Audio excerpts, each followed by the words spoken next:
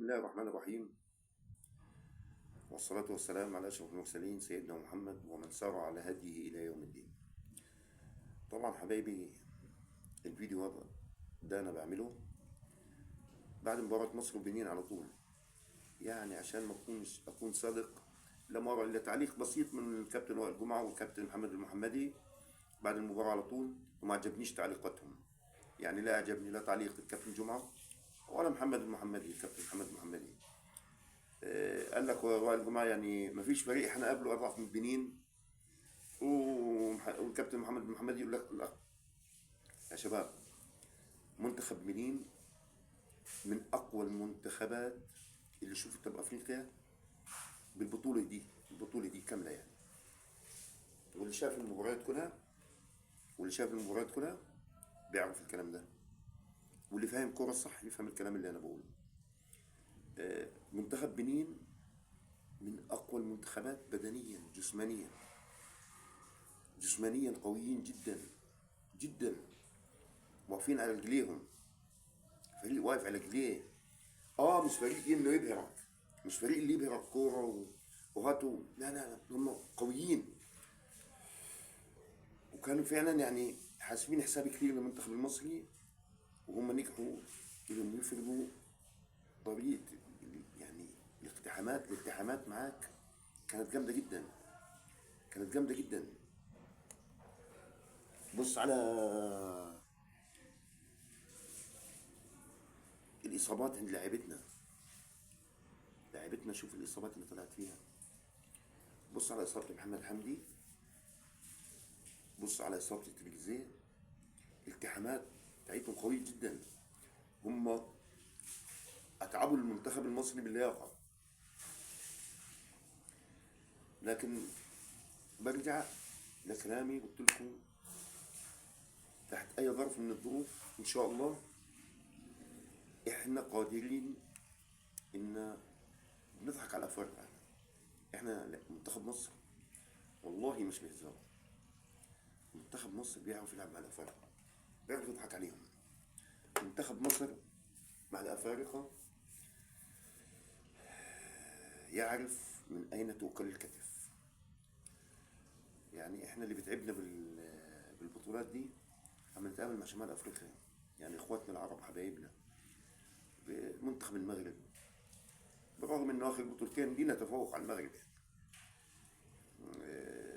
الجزائر، تونس، الفرقه دي بتتعبنا كمنتخب مصر يعني.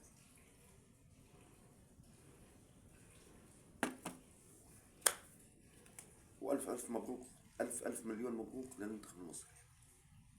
ألف مبروك للكابتن حسام حسن العميد وجهازه الفني وال28 راجل اللي معه. خلينا نمشي خطوة خطوة، وكل مباراة ليها ظروفها، بس ثق تماما إن شاء الله، من غير فتي، إحنا المشكلة عندنا بمصر كلها بتفتي.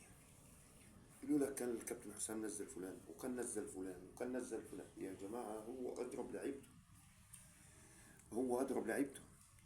هو أضرب لعيبة زيزو بإمكانيات زيزو، هو أضرب بإمكانيات إمام عاشور، هو أضرب بإمكانيات مصطفى محمد. طريقة اللعب ما بنقللش من أي لاعب، كلهم لاعبين على أعلى مستوى. يا شباب يا ريت يعني احنا ما فيش خلاص نلتف حوالين منتخبنا. كفاية ضغط أعصاب على الكابتن حسام وعلى اللعيبة. ضغط ده بيسبب لهم ضغط، ده أنا بشوفه بيسبب ضغط للمنتخب ولاعيبة المنتخب. سيبوا الكابتن حسام وسيبوا اللعيبة كده، وإن شاء الله اللعيبة دي على قدر المسؤولية بإذن الله على قدر المسؤولية. وأنا كنت اتكلمت في فيديوين، قلت وديين صغار يعني مسجلهم يوم 5/1. قلت مصر والكاميرون على النهائي، مصر والكاميرون على النهائي. وما يوصل يلعب على النهائي مصر والكاميرون، راح أعمل فيديو أحلل لك على اي اساس انا قلت مصر والكاميرون بالنهائي؟ بالرغم ان في منتخبات قوية جدا. يعني عندك منتخب كوت ديفوار قوي، نيجيريا قوية. يعني انا بسجل فيديوهات من نيجيريا بتلعب موزمبيق، آه، المغرب. لكن انا اللي شايفه ان مصر والكاميرون على النهائي باذن الله.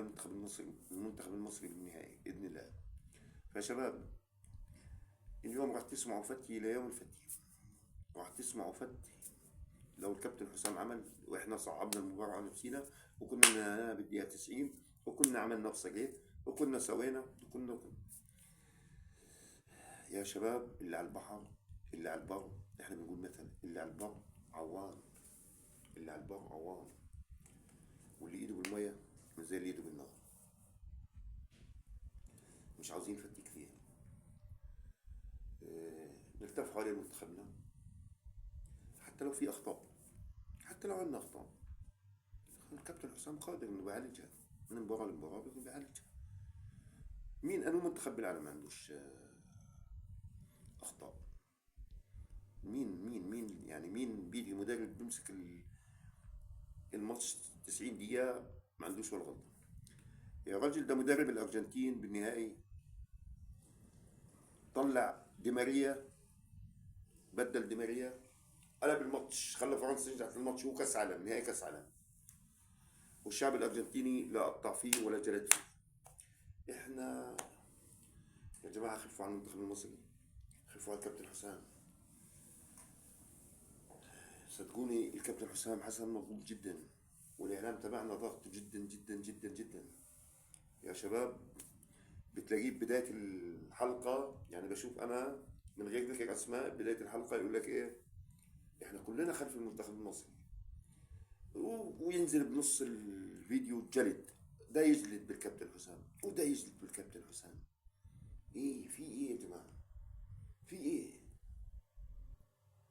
مش كده، دي مش كوره دي، والله العظيم دي مش كوره، دي مش كوره. وصدقوني ان شاء الله سجلوا الكلام ده علي. اول ما الكابتن حسام حسن ان شاء الله ياخذ بطوله افريقيا باذن الله هيرجعوا بالكاس. حضرتك ده مدرب محظوظ، ده الحظ خدمه. ده يا جماعه في كميه، انا بقول الحق، مش بطبل لحسام ولا بطبل لابراهيم. يعلم الله ان انا اكثر واحد كنت احب حسام حسن يمسك منتخب مصر. واما اجى فتره اتعامل مع مصطفى محمد مش بطريقه، مش يعني مش ولا هي، فكنت ازعل وكنت زعلان من حسام حسن. لكن دلوقتي خلص.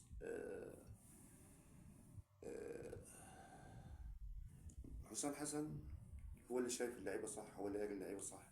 ما فيش حد بيتمنى فرحه افريقيا لحسام حسن، لانه هو بيتمنى انه يكون ايه؟ خذها هو لاعب وياخذها هو مدرب.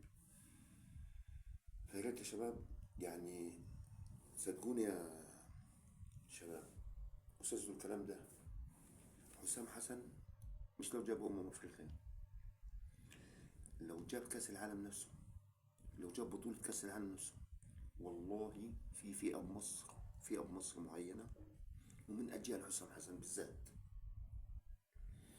هيفضلوا يحاربوا بحسام حسن. يعني ممكن يقول لك لو حسام حسن جاب كاس العالم هيقول لك ده حسام حسن ايه؟ مخاوي. والله هيقولوا كده. عندنا بمصر هنا بسم الله ما شاء الله ارحمه كده الاستديوهات، اتكلم انقد رياضه، انقد رياضه كوره، اتكلم كوره. ما تخش من تحت لتحت، من تحت الترابيزه تضرب. احنا كلنا بخلف منتخب مصر بتقوم ضارب من تحت لتحت. انا متابع برامج كتير يعني.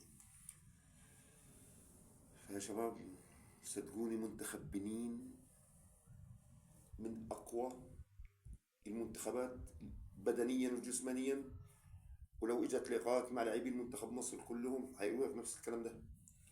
التحاماتهم قوية جدا. مبروك برضه مرة ثانية لمنتخب مصر. كابتن محمد الشناوي هاردك، انت نجم النجوم، احنا بظهرك،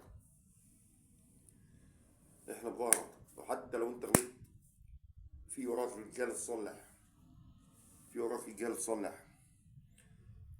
انا مبسوط جدا جدا جدا لكابتن محمد صلاح. مبسوط جدا. كابتن محمد صلاح، التابلو الفني، التابلو الفني، اللمسة الأخيرة، الفينش، اللي أقول لك إيه، بريحة البرفان كده، بريحة برفان اللابتس، يعني فينش بريحة برفان اللابتس. مبروك لمنتخبنا، مبروك يا رجالة، سجلوا الكلام ده علي. منتخبنا بإذن الله ومنتخب الكاميرون بالنهائي بإذن الله.